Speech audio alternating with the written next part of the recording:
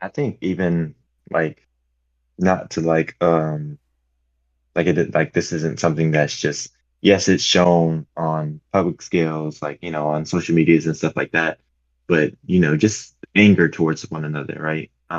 There's a lot of anger.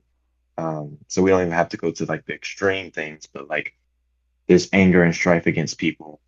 Um, that's even small, like in how our tones are with each other, our attitudes are with each other. And like I was mentioning earlier, how important, love is and how important, God is love and that's important to him. How often we can stray from that love and can be bitter, envious, jealous, angry. Oh, that actually leads me to a scripture, 1 Corinthians 13. Just real quick, and then I'll go more in depth when it comes to the example. But so 1 Corinthians chapter 13, verse 4, starting at verse 4. Love is patient, love is kind, love does not envy, it does not boast, it is not proud, it is not rude, it is not self-seeking, it is not easily angered, and it keeps no record of wrongs. Love does not delight in evil, but rejoices with the truth.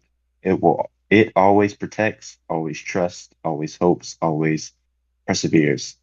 So I think that's important. I think like we can talk about in a grand scheme of things like social media, stuff like things that are happening in the news or events, but it's happening in our daily lives with people and our interactions with people. We can be envious of people. We can boast over someone that we want to boast over. We can be proud. We can be rude, depending on the circumstance or the situation. We can be self-seeking. We can rather serve ourselves rather than serving others. It is not easily angered.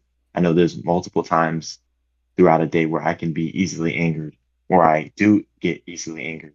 Um, and so I kind of want to just keep, or in the last, in keeps no record of wrongs.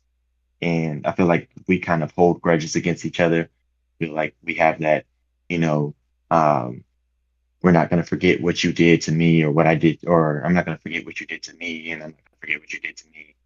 Um, so I kind of just want to keep it like to the everyday circumstance. Like we have those types of sins against each other on the daily, not just in the news, what we see on television or on social media, but in our interactions with people on the daily. So yeah. Everywhere.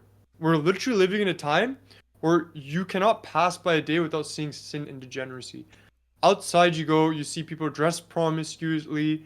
On the news, they keep on hammering you down with some of the most craziest news I've ever possibly seen. And this all actually started occurring after the pandemic too, funnily enough, because they found out that they can get away with convincing about 50 to 60% of the population with whatever propaganda they can possibly pass. But some very specific points are the Paris closing and opening ceremony. If I've ever seen anything demonic, that is a definition of demonic. All the drama and the news. I recently watched a video, funnily enough, where they talk about. You want to hear something crazy about the Boston Marathon bombing?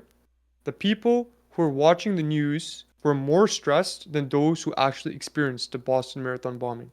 What does that go to show you? The news is literally just there to stress you out and make your life worse. So stop scrolling on Twitter, stop watching the news, stop wasting your time on these useless things, and just focus on your purpose, your mission, and your aspirations.